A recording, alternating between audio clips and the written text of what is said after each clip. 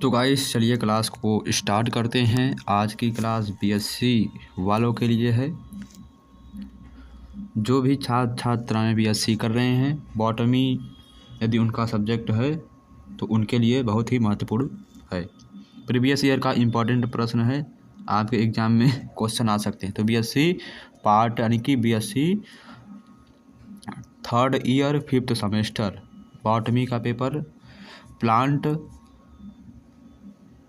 Physiology, metabolism and biochemistry.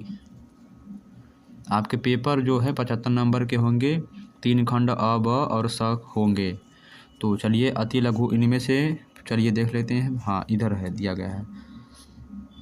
तो BSc वाले एक बार वीडियो को लाइक कर दें। हालांकि पिछले साल भी हमने वीडियो बनाया था। इस प्रश्न के सभी भागों के उत्तर देना है हमें। प्रत्येक भाग का उत्तर 50 शब्दों में देना। और कितने प्रश्न करने हैं हमें यहाँ पर दिया गया है। हाँ, यानी कि सभी क्वेश्चन करने हैं, यहाँ पर दिया गया है। 3 प्रश्न करने हैं, यहाँ पर दिया गया है शायद।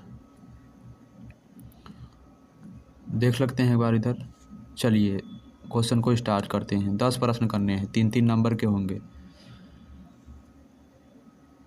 तो पहला प्रश्न हमारा दिया है कि किस दिशा में जड़ दबाव अधिकतम होता है। In which condition root pressure is maximum. किस दिशा में जड़ दबाव अधिकतम होता है। यह है बॉटमी का इम्पॉर्टेंट प्रश्न है। BA third year fifth semester. बरसात के मौसम में लकड़ी के दरवाजे फूल क्यों जाते हैं। बरसात के मौसम में लकड़ी के दरवाजे फूल क्यों जाते हैं। In rainy season wooden door swell up why यानी फूल क्यों जाते हैं, दिया गया। तीसरा प्रश्न है किस खनिज की कमी के कारण धान की फसल में खैरा बीमारी उत्पन्न होती है। Khaira disease of rice is developed due to the deficiency of which mineral. किस खनिज की कमी के कारण धान की फसल में खैरा बीमारी उत्पन्न होती है। यह तीसरा प्रश्न है। चौथा प्रश्न हमारा दिया गया है। बॉटमी वाले एक बार वीडियो को शेयर ज़रूर करें, सभी के पास पहुंचा दें। और चौथा प्रश्न है ग्लूकोज के दिया है। हाँ, ग्लूकोज से पायरुविक अम्ल बदलने में कितने एटीपी अणु प्राप्त होते हैं। ग्लूकोज से पायरुविक अम्ल बनने में कितने एटीपी एडिनोसिन ट्राईफॉस्फेट होता है, एटीपी का फुल फॉर्म। तो कितने एटीपी अणु प्राप्त होते हैं। चौथा प्रश्न है। पांचवा प्रश्न दिया गया है कि क्रेब्स चक्र किस श्वसन का भाग होता है। क्रेब्स चक्र किस श्वसन का भाग होता है। Krebs cycle is a part of which representation. ठीक है, यानी कि किस श्वसन का भाग होता है। चलिए आगे बढ़ते हैं। हमारा छठवां प्रश्न है कि दलहनी ठीक है, यानी दलहनी पौधों में नाइट्रोजन का स्थिरीकरण के लिए कौन रंजक आवश्यक होता है।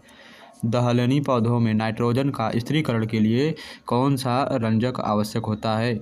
यह हमारा छठवां प्रश्न है। सातवां प्रश्न हमारा दिया गया है गाइस। प्रकाश संश्लेषण के लिए कौन सा सीमित कारक नहीं होगा। प्रकाश संश्लेषण के लिए कौन सा कारक सीमित नहीं होगा। तो आपको इसका उत्तर 50 शब्दों में देना है। और 3 नंबर का एक प्रश्न है, तो नंबर के हिसाब से ही आंसर लिखिएगा। ज़्यादा बड़ा नहीं, 50 शब्द के अंदर। 50 से कम भी होगा तो कोई दिक्कत नहीं है। और दिया गया 8वां प्रश्न है किस हार्मोन्स को तनाव हार्मोन्स भी कहा जाता है। विच hormones is called stress hormones, यानी किस हार्मोन्स को तनाव हार्मोन्स भी कहा जाता है। आगे बढ़ते हैं। हमारा 9वां प्रश्न है। 10 के 10 प्रश्न करने हैं अति लघु के। यहाँ पर 9वां प्रश्न हमारा दिया गया है कि वे बीज जो केवल प्रकाश की कुछ विशिष्ट तरंग दैर्घ्य के संपर्क में आने पर ही अंकुरित होते हैं, वे क्या कहलाते हैं।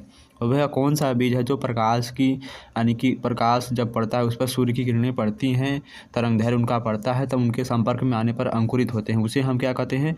शायद हमारे हिसाब से सूर्यमुखी होगा। ठीक है, सूर्यमुखी का फूल कहते हैं, हो सकता है वही हो। तो वे बीज जो केवल प्रकाश की कुछ विशिष्ट तरंग के संपर्क में आने पर ही अंकुरित होते हैं, वे क्या कहलाते हैं। इसका उत्तर बहुत ही अच्छा होगा। 10वां प्रश्न है किस आर्यने की में तिपतियाँ घास की पत्ती की संरचना पाई जाती हैं? आरएनए। किस आरएनए में तिपतियाँ घास की पत्ती की संरचना पाई जाती हैं? यह 10वां प्रश्न है अति का। अब हम बढ़ते हैं लघु उत्तरीय प्रश्न, जिसमें से हमें 3 प्रश्न करने हैं, जो कि 200 शब्दों में करना है। 3 प्रश्न करने हैं, 10-10 नंबर के होंगे। तो पहला प्रश्न हमारा दिया गया है कि संक्षिप्त टिप्पणी लिखना है। तो दिए गए तीनों में हमें संक्षिप्त टिप्पणी लिखना है। 30 नंबर के, यानी कि एक प्रश्न 10 नंबर का है। संक्षिप्त टिप्पणी लिखिए। हाइपरटोनिक समाधान पर संक्षिप्त टिप्पणी लिखना है और जल विभव पर हमें संक्षिप्त टिप्पणी लिखना है। नीचे प्रश्न देखते हैं। नीचे हमारा प्रश्न दिया गया है, तीसरा प्रश्न हमारा दिया गया है कि निम्नलिखित का संक्षिप्त विवरण दीजिए। वहाँ पर टिप्पणी था, यहाँ पर विवरण देना है। दिया है ग्लाइकोलाइसिस का विनिमय, ग्लाइकोलाइसिस का विनिमय यानी विलय। और दूसरा प्रश्न है टीसीए चक्र का विनिमय। इन दोनों पर हमें टिप्पणी लिखना है, संक्षिप्त विवरण देना है इनका। नीचे प्रश्न दिया है, चौथा प्रश्न हमारा दिया है जैविक नाइट्रोजन स्थिरीकरण पर एक व्याख्यात्मक नोट लिखें। जैविक नाइट्रोजन स्थिरीकरण पर एक व्याख्यात्मक नोट लिखेंगे। यहाँ पर दिया गया है कि write an explanatory note on biological nitrogen fixation. जैविक नाइट्रोजन स्थिरीकरण पर एक व्याख्यात्मक नोट लिखना है। यह चौथा प्रश्न है लघु का। और 5वां प्रश्न है, यहाँ पर दिया गया है, बट यहाँ 6 दिया गया है, लेकिन यहाँ 5 होगा हमारे हिसाब से। तो माइक्रोस्कोप के नीचे दिया है माइक्रोस्कोप के नीचे देखे गए क्लोरोप्लास्ट के क्रॉस सेक्शन का एक लेबल आरेख बनाना है। माइक्रोस्कोप जो होता है उसके नीचे देखे गए जो क्लोरोप्लास्ट के क्रॉस सेक्शन होता है उसका हमें एक लेबल आरेख बनाना है। सिंपल सा है, 10 नंबर आप आ जाएंगे। 7वां प्रश्न हमारा दिया गया है क्रेंज एनाटॉमी की मुख्य विशेषता बताना हमें। क्रेंज एनाटॉमी की मुख्य विशेषता बताना है। यह 7वां प्रश्न है, 6वां भी हो सकता है। 8वां प्रश्न दिया गया है हमारा बोल्टिंग क्या है, उपयुक्त उदाहरण की सहायता से अपने उत्तर का समर्थन करें। बोल्टिंग क्या है, उपयुक्त उदाहरण की सहायता से अपने उत्तर का समर्थन करें, यानी कि अपने शब्दों में लिखना है बोल्टिंग क्या है। चलिए 9वां प्रश्न हमारा दिया गया है, आगे बढ़ते हैं। 9वीं प्रश्न था, इसमें देख सकते हैं give an example and importance of syngamy. यहाँ पर शायद गायब हो गया 9वां प्रश्न यही है। चलिए अब खंड स में आते हैं, सेक्शन सी में। तो सेक्शन सी में दीर्घ उत्तरीय प्रश्न आते हैं और इसमें कितने प्रश्न करने हैं हमें? एक प्रश्न करने हैं। किसी एक प्रश्न का उत्तर देना है और 500 वर्ड में यानी 500 शब्दों में देना है। तो पहला प्रश्न है हमारा कि बताइए कि ऊंचे पौधों में